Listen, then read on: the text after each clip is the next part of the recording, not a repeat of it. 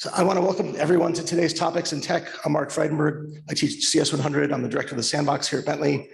And it is such an honor and a pleasure to welcome back Professor Ed Fredkin and Joyce Fredkin to Bentley today.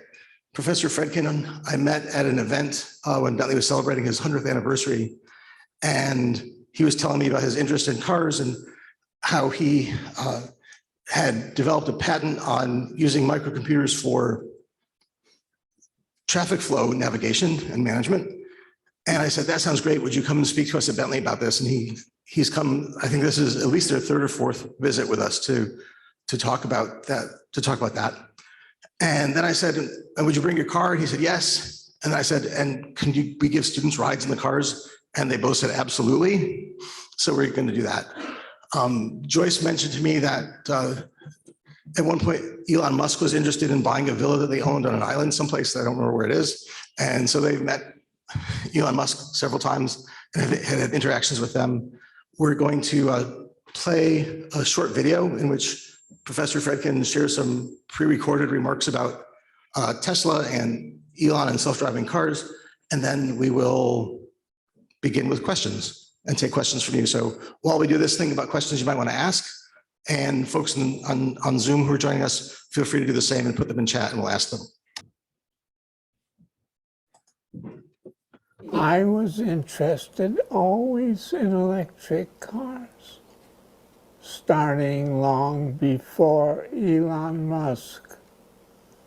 And when I went to see him, well, I was surprised that he had implemented everything I wanted to implement, and he had done a better job than I could have, because he had more experience at building cars.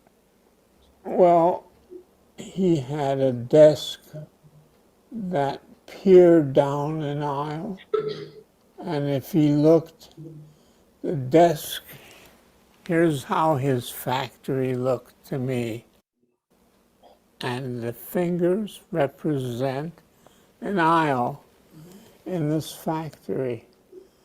And he had, and there were two aisles that intersected that we'd come to see. We knew about them, but seeing them was totally different than knowing about them. He could peer down and make sure people were working. And he told me to go up and see the Palo Alto plant. So I did, but I wanted an electric car, and I wanted the best one. So I determined that he had the best electric car in the world. At the time, did you have any charging stations starting to spread out around the country, or was it the very beginning? It was the very beginning. Did you feel it was inconvenient at the first? Yep. I didn't care that it was, but it was more convenient to me than anything else I could have dreamt of. And you were able to charge for free for the lifetime of the vehicle? That's what he requested. Because you were one of the first owners? Yep. You had an experience with Tesla Autopilot or full self-driving? Yes, I remember being on Riverside Drive, and it said, put your hands back on the wheel. And I didn't wanna, because I wasn't wanting to just drive with that. But I continued on. I was so surprised to see it doing well that I wrote to him. What I think I remember, Ed, is that the car said put your hand on the wheel and you didn't, and it got a little more insistent and said put your hand on the wheel and you didn't, and it slowed the car down. So then you put your hand on the wheel and then everything went okay. But the next time when you went to put auto drive on, you got a message that said this is what you told me. The message said something like, since you didn't listen to us yesterday, we are putting a 24-hour hold on auto drive. Does that ring a bell? Mm-hmm. Okay, so now you need to tell us the story in your words, not mine. Well, it's accurate, so I can't deny it.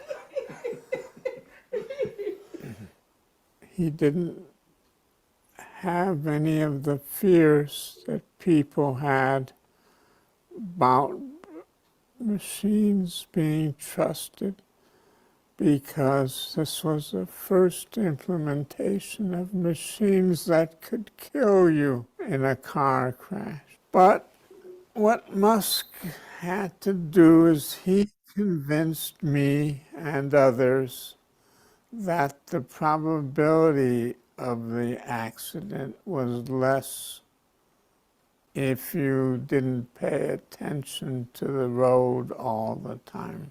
Did you believe it was safer than if it was humanly driven? I think so. It could avoid an accident much better than you. But it didn't do any long-range planning. That is difficult. Do you think people are overhyping or over-exaggerating Tesla's crash? Who's first? Can I start with the first question? Sure. So what is it about electric cars that make it possible, or that like self-driving is like going to electric cars first? Could you repeat the question again? Yes. So like in terms of electric cars, I feel like all the electric cars are kind of like the cutting edge of self-driving technology. Why is that?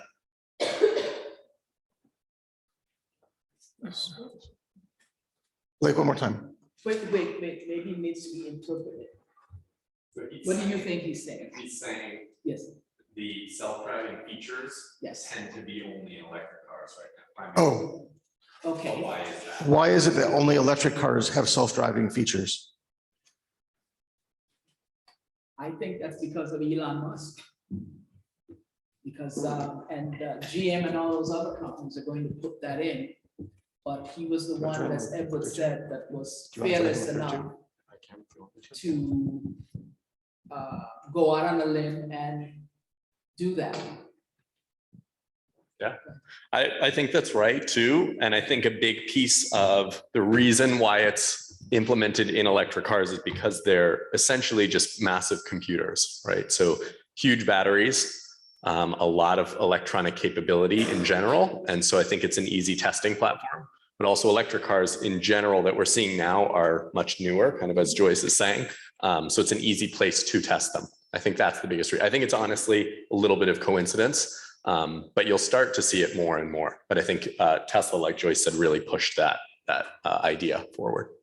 I should have introduced Miles Chilson. Yes. Miles is the other owner of the Tesla that we saw out front. And Miles has done a bunch of user experience work and has spoken to Sandbox several times before. So welcome back. Thank you. Other questions?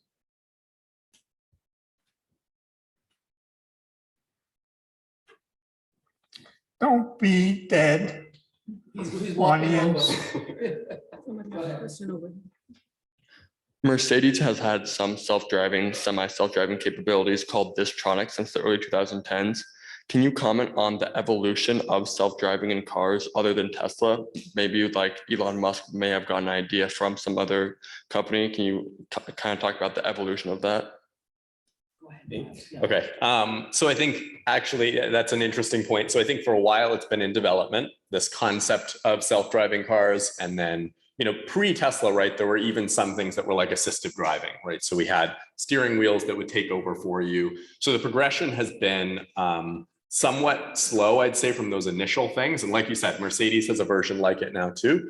The thing that Tesla really did is the computer chip that they have specifically is learning over time. So the systems that other manufacturers have put in place stay relatively within their realm, right? So maybe it'll be something like it navigates within the lines, or it corrects your steering if you're off. Tesla really pushed forward with this small NVIDIA chip that they have now. Ed has spoken on this before in previous talks too, but just the evolution of that chip and the machine learning aspect of it makes it something that can scale over time. So if any of you do join us for rides, I'll show you what level the car can do now, and then I'll show you an example of what it will be using the beta, for years to come. And so the idea is, like your smartphone, I'll be able to update my car tomorrow. I'll probably get one, and it will just get incrementally better. So I think that's going to be the evolution, right? It's going to be more software, less hardware. A lot of cars have the hardware for it, I think. Yeah. Well, one of the things that Ed had mentioned is when you get the software update, you'll basically get in a brand new car. Mm-hmm. And now the car that I own, which is the Model X, where the doors go up, they just sent 11.0 software release. And that's over what, 7 years? Yeah. So that means they started off really good. Yeah. Because in 7 years, there's only been 11 releases. So, and then they're very cute because they said, would you like us to do the update? And then they say 2 a.m. in the morning, and they figure we're asleep. And then you can just press OK, and then it happens at 2 a.m. in the morning. And then when you start the car in the morning, it tells you what they've updated. What I found really wonderful is if they made a mistake and people complain, within 2 weeks, they'll send another update. But they've only made mistakes like twice. That's only happened like twice. But usually the update is what, every 7 months or so? Yeah, it's kind of like a phone update. Yeah, It's yeah. many months. Yeah, between. many months. Yeah. Questions? Yeah, in 2016, Tesla acquired Solar City. I just want to know your thoughts are about that acquisition. They Joyce? acquired who? Solar City, the solar company. Yes, that's the one that had problems. I think they bit off a little bit more than they could chew. And I remember, yeah, that's the one that had problems. I think they bit off a little bit more than they could chew. I remember that we were given a proposal where they would put solar panels on our house. And I was, it was the only time that I was a little put off because maybe the salesperson that contacted us didn't seem trained enough. When we mentioned the size of our roof, they were taken aback because maybe they were thinking of smaller homes or homes that had a simpler roof. Our home is an old home, and so it has multiple roofs and multiple whatever. So it was a turnoff for us, so we didn't bother with it. But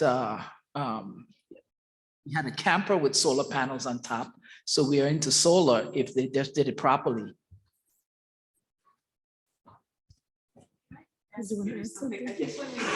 No. Okay, go ahead. Yes, I'm an alum, but I don't want to say which year, but I will say 1977. And my major was economics and finance. And the only thing I kind of blame Bentley for is they didn't tell me that there's a Nobel Prize in economics, because I was an economics major to begin with. And I was told it's hard to get a job, so you should connect with finance. So then I switched to eco finance and started working in a bank. But every time I see these Nobel Prizes get handed out, I said, darn, if I'd stuck with economics, then I could be getting a Nobel Prize by now. You would. Thank you.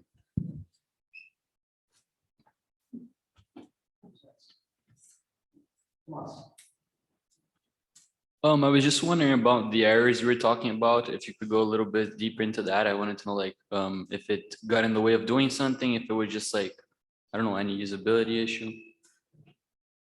Say that one more time. Which So the errors and the updates for the cars, I just wanted to know, like, what they look like, what's the actual problem? either way.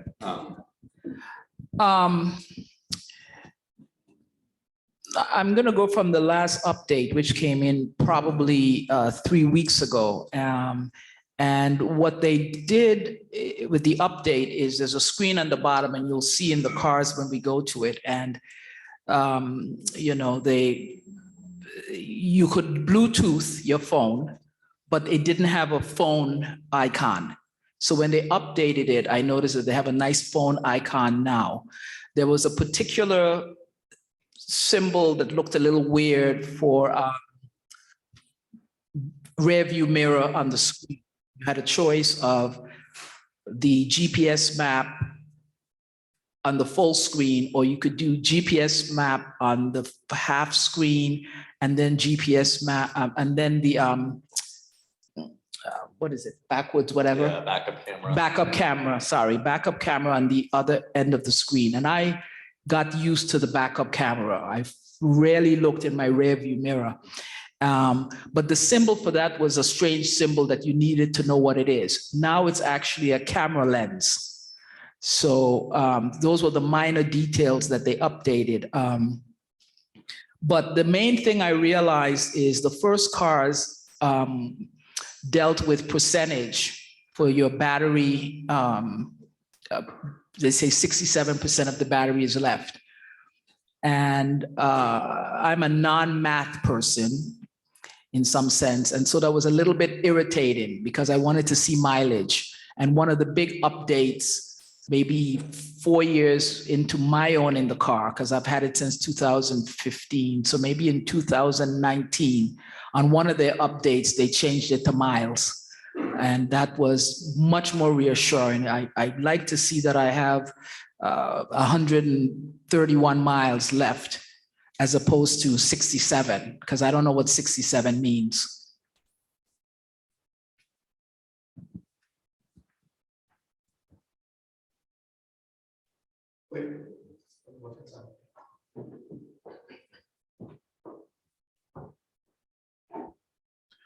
So last summer I had an internship with Volkswagen, and they were talking about things such as adding a breathalyzer into vehicles to make sure people don't start driving when they're under the influence or things like that.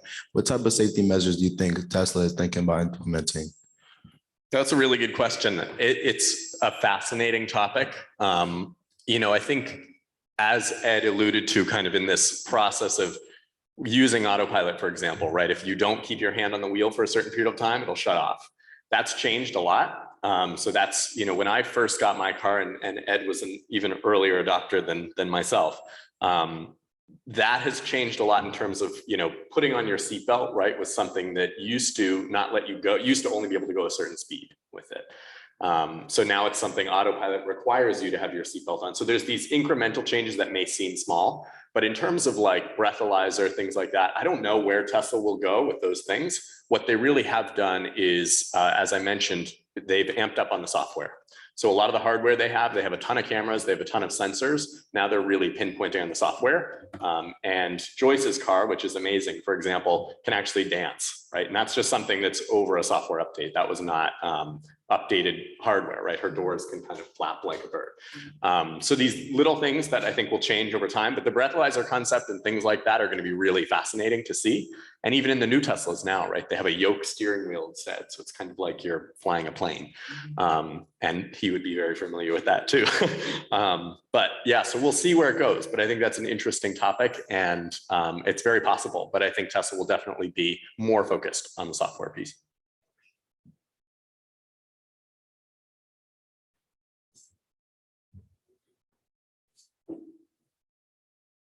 So for a Tesla, is it like a phone where you can buy one phone and like say like Apple phones, when you buy it, the battery does run and you have to get a new one? Or is it like a Tesla, you can get it and you can be content for however long because it updates? Just say that once more, huh? But the batteries? Yeah, is it kind of like a phone? So like it should last you a while, or how does that kind of work? I think our car is older than yours. Okay, so if you'll notice on the screen, the short video, there was something that said 1%. I don't know if anyone, because they didn't leave it on that long.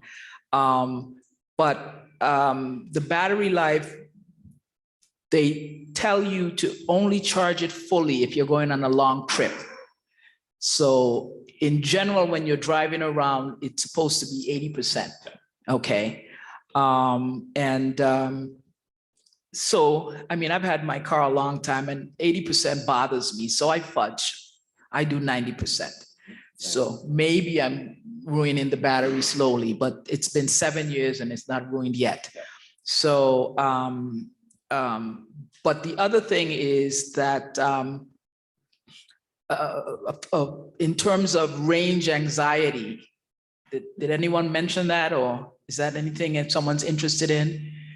Because people worry that they'll run out of electricity and get stranded, and not just get stranded, but stranded and murdered is the fear that everyone has. I happen to not have that fear because I think for whatever reason I don't. But one time when we were traveling and we were running low, the GPS directed us to the Tesla charger, and it directed us to the back alley of a gigantic shopping mall. And it was really sort of scary looking. And so we called the Tesla people to say, we're here, there should be a charger, we're low, maybe we were at 30 miles or something. The lady said, are you in a safe place? And we said, yes, there's no one around, it's dark, but we think we're safe.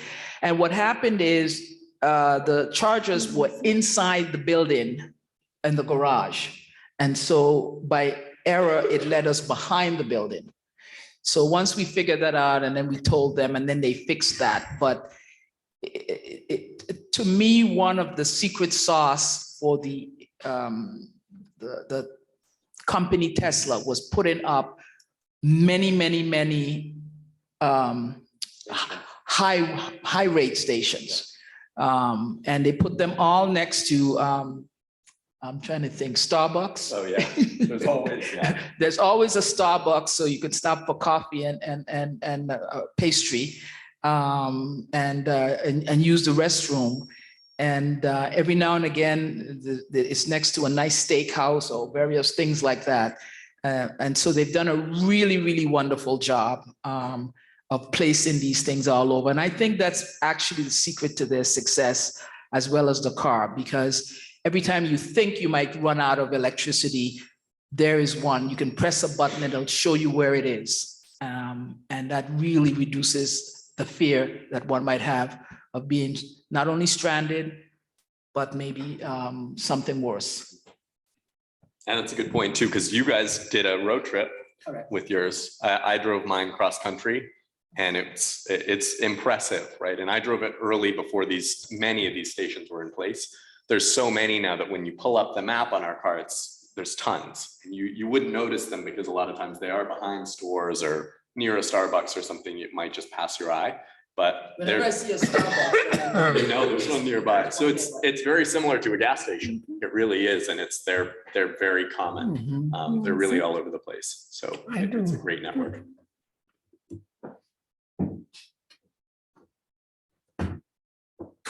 Yeah, so I had a quick question.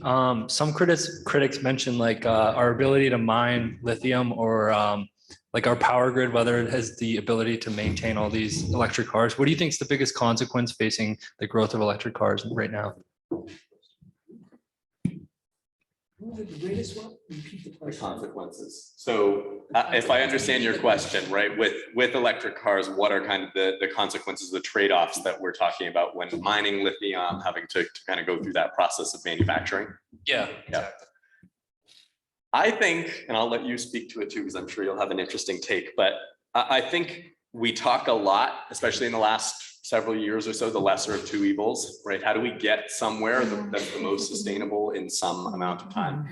And I think right now, in the space of electric cars, in the long term, what we're doing upfront to build them has less impact. But now what you're going to see, right? Joyce and I could attest to this, Ed could attest to it as well. When we first got our cars, a lot of charging was free. And now a lot of charging costs, even the little charger that's here at Bentley. So it's fascinating to see that progression of things over time. But I think what you're going to start to see is things are changing now, just like gas cars changed and all of that happens. Electric cars now, I think the push for people that are really focused on the sustainability element will be to put solar on your home, right? And that's that kind of solar city connection. Can you fully or the most renewably charge your electric car? It's a cycle, right? And I don't know where the future leads with that, but I think for right now, it's something that we have available. And if we can find more innovative and more efficient energy solutions, then that's a big piece of being able to kind of power the network. But I think it's a good question. And I think the future only kind of tells. But for me, it's a lesser of two evils thing right now. And I just try to take that into account. I'm not recalling the article, but there was just an article that said that some particular thing that they've discovered in space will make it that we can have high-speed charging in 5 minutes. And so that's what I'm not really looking forward to it, because basically it works in what, 40 minutes. Yeah. And so the Starbucks, the restroom, a walk around, the 40 minutes is gone. So we're not suffering right now, but it will be nice when it comes. Agreed. Good question, though. It'll be fascinating to watch that progression. And we've got hydrogen too. I just came back from the Paris Auto Show, and I saw a bunch of hydrogen vehicles. So it'll be interesting to see that progression too. Anyone else? Or anyone online, if you have questions, please do. I'll also remind you that some of your teachers may ask for proof that you were here, so I must take your phone and take a picture. So that you can show your activity. They still do that? Yeah, I guess so. So I know that there's been a lot of claims about Tesla, like a lot of Tesla cars having low quality and not a lot of, stuff that'll endure a lot of time. So what are your thoughts on that? Low quality. The car is changing over time. How they kind of some of the things aren't built as well. Is that the Tesla 3? Is that the Model 3? That's one of them. I think I know what you're speaking to, and it's definitely we are somewhat out of that framework, having been early adopters. Correct. It's changed, and the reason it's changed is because of the order amount.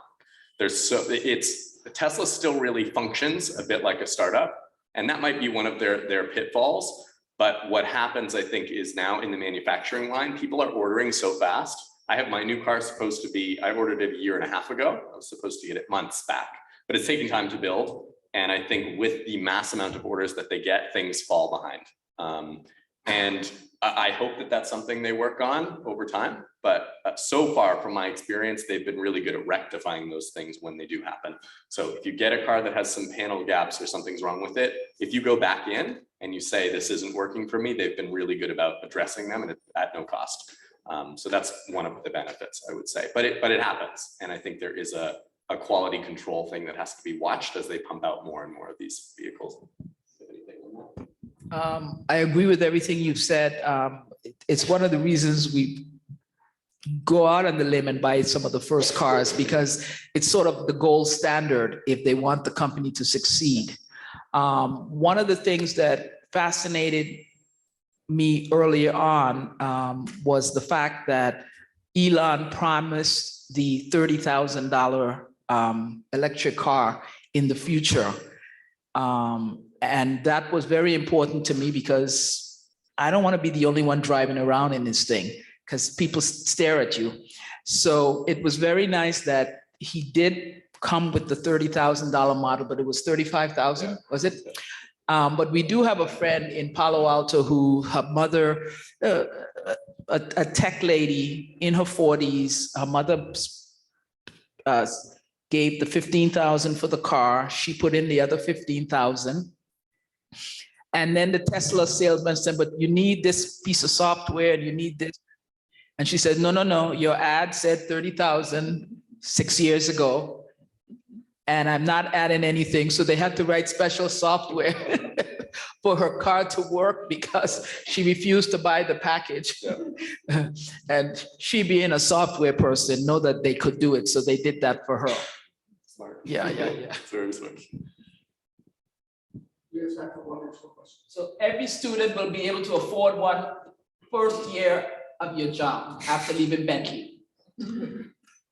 I've seen a few times online about Tesla's not working as well in the winter and how the battery doesn't last as long. So would you be able to speak a little bit on whether that's true or not? And is the self-driving technology able to adapt to like dangerous road conditions like snow or low visibility or things like that?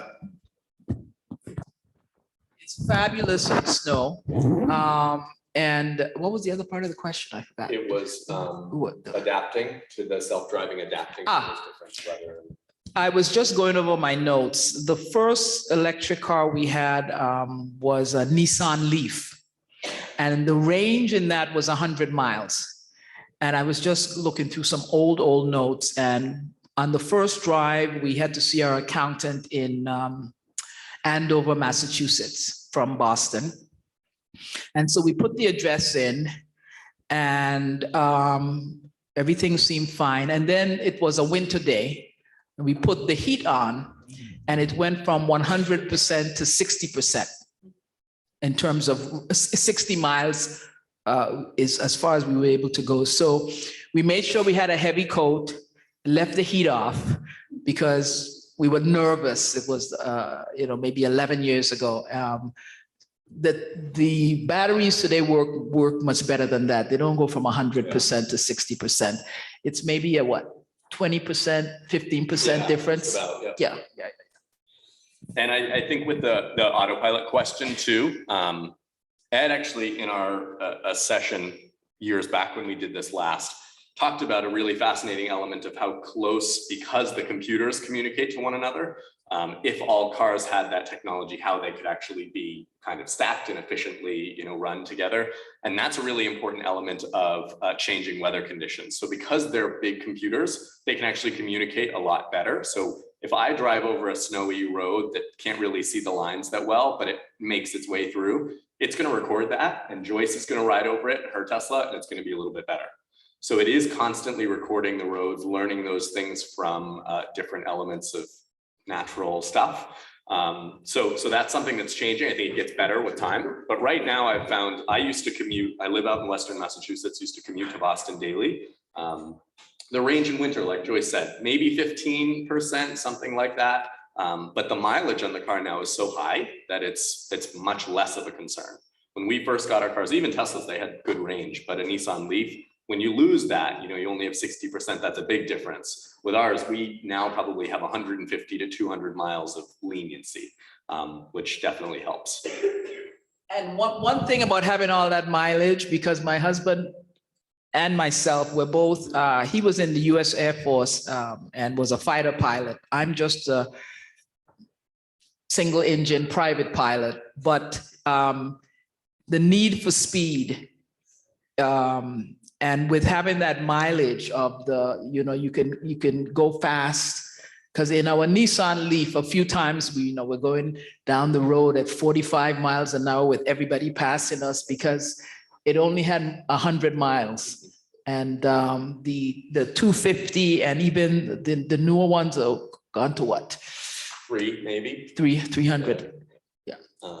And supposedly that new car, the Lucent, is 500 miles. Yep. So that's a competitor, but it's $167,000. So I don't think it's a competitor yet. Awesome. Yeah. You're right. At $167,000. No, it's. Yeah.